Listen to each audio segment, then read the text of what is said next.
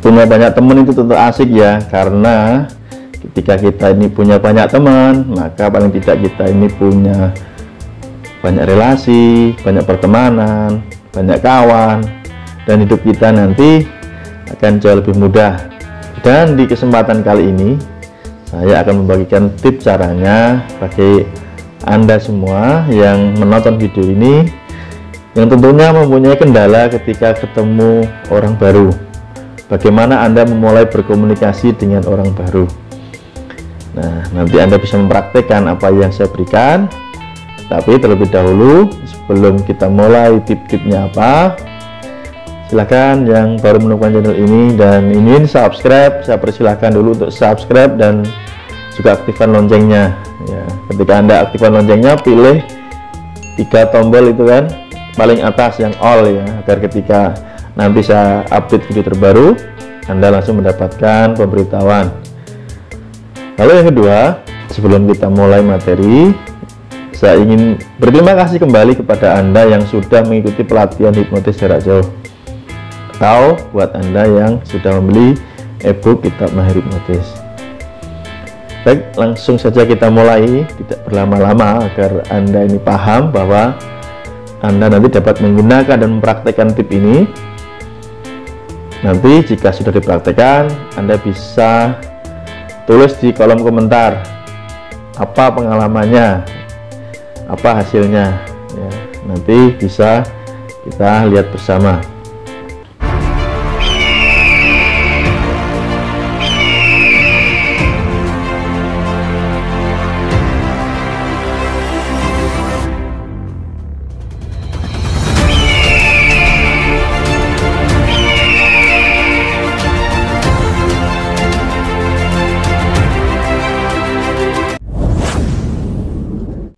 Ketika Anda ini bertemu orang baru, apa sebenarnya yang sering dilupakan, yang menjadi penghalang terbesar Anda untuk memulai berkomunikasi dengan orang baru tersebut? Ketahuilah bahwa pemahaman dasar ketika seseorang ini bertemu dengan orang lain, atau kita itu bertemu dengan siapapun ya, bahwa manusia ini inginnya diperhatikan. Hal ini yang kadang sering dilupakan ketika Anda ketemu seseorang. Hal yang ingin Anda tonjolkan pertama kali adalah Anda ingin diperhatikan. Ketika Anda ingin mendapatkan relasi baru, langsung diterima pertemanannya, menjadi akrab dengan Anda, maka Anda harus memahami hal ini, yaitu bagaimana Anda ini harus memperhatikan lawan bicara Anda, bukan sebaliknya Anda minta diperhatikan lawan bicara Anda. Biasanya orang yang belum piawai berkomunikasi, ketika bertemu orang baru ini, yang pertama adalah terjadi grogi, takut mau ngomong apa, mau mulai pembicaraan bagaimana dan sebagainya. Atau parahnya malah orang yang mau kita ajak ngomong atau komunikasi ini malah sudah ilfil sama kita gitu. Artinya melihat sosok kita saja orangnya sudah tidak nyaman, tidak suka. Nah, ini malah parah. Maka saya berikan tipnya yang bisa langsung Anda praktekkan dan akan bekerja secara otomatis. Nanti hasilnya bisa Anda rasakan sendiri. Tip yang pertama yaitu Anda harus menyiapkan mood Anda. Tahu kan namanya mood? Oke, mood itu adalah apa yang kita pikirkan saat itu harus benar-benar related dengan kondisi yang akan kita jalani. Maksudnya, ketika Anda ingin menjalani komunikasi yang baik dengan orang lain, agar Anda diterima oleh orang lain dan orang lain menerima Anda dengan baik, mood yang harus Anda ciptakan di pikiran Anda ini juga harus baik. Semisal contoh, ketika mood Anda sedang tidak baik, entah karena Anda ini lagi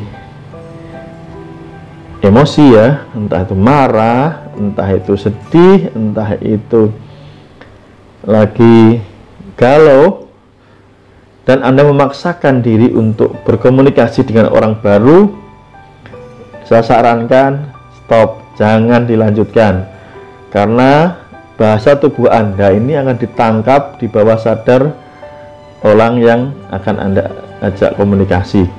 Dia jadi tahu, wah, orang ini lagi bermasalah, orang ini lagi sedih, maksudnya. Dan bahasa tubuh kita melalui raut muka kita, ya, cara berdiri kita, cara jalan kita, cara duduk kita, ini akan dibaca oleh orang. Tampak lesu, tampak nggak semangat. Nah, ini juga akan menghambat Anda untuk berkomunikasi dengan orang baru.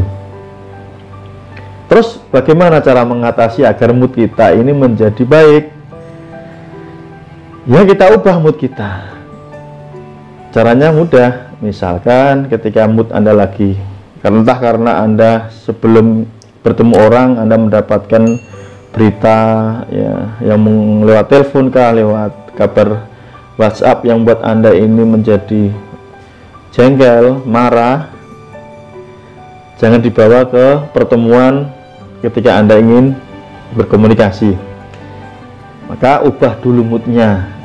Cara yang paling sederhana adalah dengan kita menarik nafas yang dalam. Teruskan ya, tarik nafas lagi yang dalam. Lakukan beberapa kali sampai Anda merasa tenang. Kalau perlu, Anda bisa menggerakkan tubuh Anda, semisal ya, kayak senam boleh, terserah, yang penting digerak-gerakkan tubuhnya, digeser-geser kepalanya, nah, sampai Anda merasakan jauh lebih nyaman. Jadi yang pertama, Anda harus mengubah mood Anda dulu, merubah mood Anda dulu menjadi senang, menjadi happy. Oke, setelah Anda sudah mengubah mood Anda dan memastikan mood Anda dalam keadaan oke, baru yang kedua, Anda senyum ke orang yang ingin Anda ajak komunikasi. Senyum ini banyak sekali.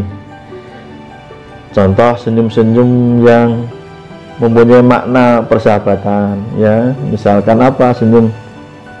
Nah, senyum yang ramah ini adalah menandakan kita ini ingin berkomunikasi. Ada juga senyum yang membuat orang lain tidak nyaman. Senyum meremehkan, nyinyir, ya, boleh ya, misalkan. Nah, ini tentu tidak boleh Anda lakukan. Jadi supaya kita ini terkesan natural dalam memberikan senyum, maka mood Anda harus benar-benar Anda pastikan oke, sehingga tidak nampak Anda mengeluarkan senyum itu palsu atau fake. Orang akan mengerti senyum Anda ini senyum palsu, dibuat-buat, atau yang natural melalui bahasa tubuh kita. Maka berhatilah tersenyum dengan cara yang natural dengan mengubah mood Anda. Ya, itu tip yang kedua. Lalu yang ketiga, setelah Anda melakukan dua hal tadi, Anda melanjutkan dengan cara bertatap mata. Ya, maksudnya apa? Bukan mata Anda dibenturkan, ya, bukan. Maksudnya ini Anda melihat orang tersebut antusias. Nah, tatapan mata ini juga banyak. Tatapan mata yang membuat orang sangat tidak nyaman, tatapan yang mengintimidasi ini juga ada. Banyak sekali. Melotot, ini tatapan yang menakutkan. Atau walaupun tanpa melotot pun, Anda menatap orang, melihat orang, tapi nah ini juga tidak bagus. Terus tatapan yang menembus bawah sadar ini apa sih yang membuat nanti orang lain nyaman? Tadi dengan mood yang bagus, dengan senyum yang natural, lanjutkan dengan tatapan mata. Nah, kita kalau berkomunikasi usahakan jangan matanya kemana-kemana gitu ya, gerak kanan, gerak kiri, lempar ke sana. Kesannya nanti orang ini menangkap kita ini tidak serius berbicara atau meremehkan. Maka kita harus menatap matanya supaya memudahkan Anda ini. Jika langsung menatap bola mata orang ini, Anda akan terjadi benturan dan Anda merasa tidak nyaman. Anda bisa melakukan teknik tatapan mata yang sudah biasa kita lakukan di praktisi penghipnotis. Misalkan Anda menatap di sekitar area aksna di sini ya, boleh di sini, boleh di sini, supaya Anda ini tidak kalah tatapan mata, sambil senyum, sambil kita memperhatikan orangnya, terus tatap matanya. Nah, tatapan mata kita juga jangan mengesankan kita itu menusuk, mengintimidasi, jangan. Karena kita ingin membangun, maka Anda harus melebarkan pandangan Anda. Bola mata tetap ke lawan bicara, tetapi pandangan Anda lebarkan. Ini supaya bawah sadar kita ini netral ya. Tujuannya apa? Agar kita tuh lebih aware dengan orang yang kita ajak komunikasi. Sekecil apapun, perubahan-perubahan apapun akan dapat dengan mudah kita tangkap di pikiran kita. Sangat memudahkan sekali Anda untuk membuat orang lain ini lebih impress kepada Anda. Ketika Anda sudah paham, Anda harus melatihnya terus, mencobanya terus berulang-ulang sampai nanti Anda ini benar-benar natural sekali, sehingga Anda akan menjadi ahli komunikasi.